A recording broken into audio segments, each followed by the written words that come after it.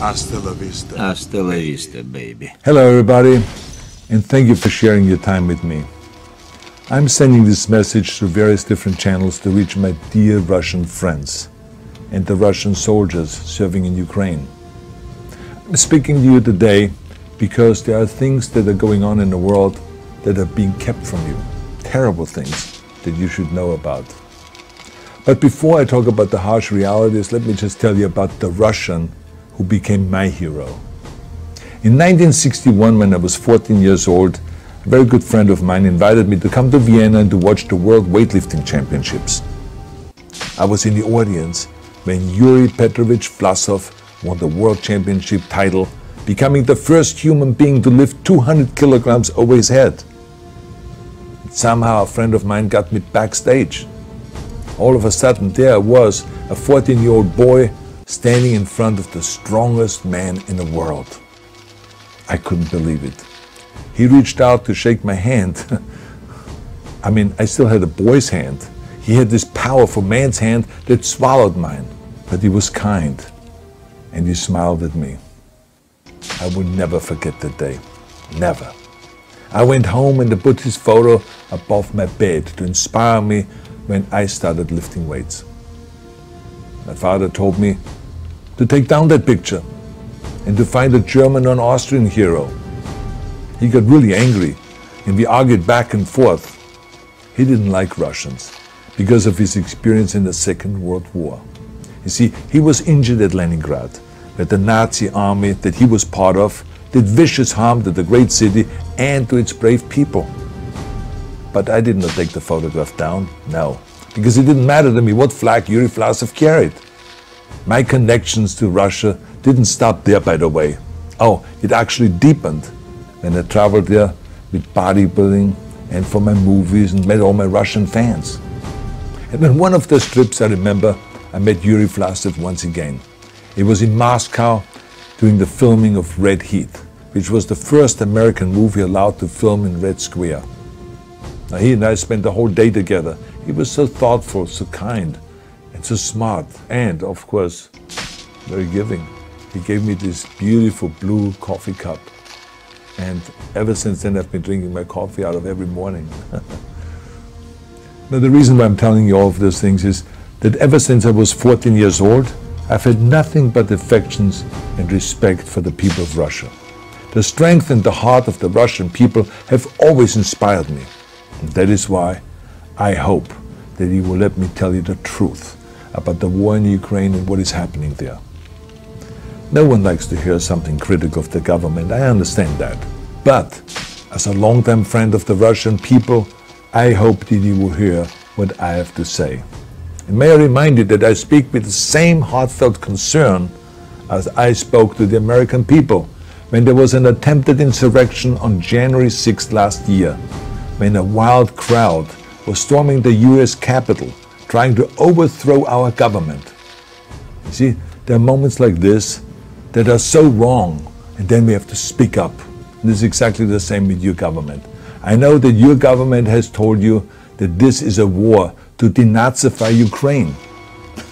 Denazify Ukraine? This is not true. Ukraine is a country with a Jewish president, I might add, whose father's 3 brothers were all murdered by the Nazis. You see, Ukraine did not start this war. Neither did nationalists or Nazis. Those in power in the Kremlin started this war. This is not the Russian people's war. No. As a matter of fact, let me tell you, what you should know is that 141 nations at the UN voted that Russia was the aggressor and called for it to remove its troops immediately. Only 4 countries in the entire world voted with Russia. That is a fact. See, the world has turned against Russia because of its actions in Ukraine.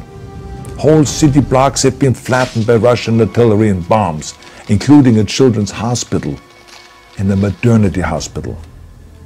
3 million Ukrainian refugees, mainly women, children and elderly, fled their country, and many more are trying to seek to get out. It is a humanitarian crisis. Because of its brutality, Russia is now isolated, from the Society of Nations. You're also not being told the truth about the consequences of this war on Russia itself. I regret to tell you that thousands of Russian soldiers that have been killed. They have been caught between Ukrainians fighting for their homeland and the Russian leadership fighting for conquest. Massive amounts of Russian equipment have been destroyed or abandoned. The destruction that Russian bombs are raining down upon innocent civilians has so outraged the world that the strongest global economic sanctions ever taken have been imposed on your country. Those who don't deserve it on both sides of the war will suffer. The Russian government has lied not only to the citizens, but to its soldiers. Some of the soldiers were told they were going to fight Nazis. Some were told that the Ukrainian people would greet them like heroes. And some were told that they were simply going on exercise. They didn't even know that they were going into war. And some were told that they were there to protect ethnic Russians in Ukraine. None of this is true. The fact is that Russian soldiers have faced fierce resistance from the Ukrainians who want to protect their families and their country. When I see babies being pulled out of ruins, I think that I'm watching a documentary about the horrors of the Second World War, not the news of the day. And let me tell you, when my father arrived in Leningrad, he was all pumped up on the lies of his government. And when he left Leningrad, he was broken, physically and mentally. He lived the rest of his life in pain. Pain from a broken back, pain from the shrapnel that always reminded him of these terrible years, and pain from the guilt that he felt. To the Russian soldiers listening to this broadcast, you already know much of the truth that I've been speaking. You've seen it with your own eyes. I don't want you to be broken like my father.